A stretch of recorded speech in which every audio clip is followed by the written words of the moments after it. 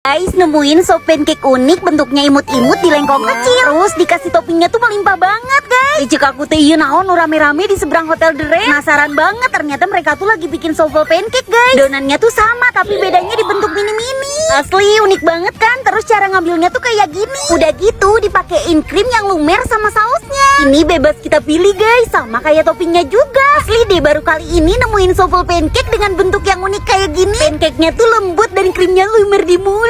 Bener deh guys, sensasinya tuh beda. Jadi sekali hap langsung dapet semua. Ian juga bisa pilih topping yang ada crumbsnya gitu. Udah deh guys, kalau lewat lengkong kecil wajib dicobain. Namanya tuh Fluffy Miku. Lokasinya di sini.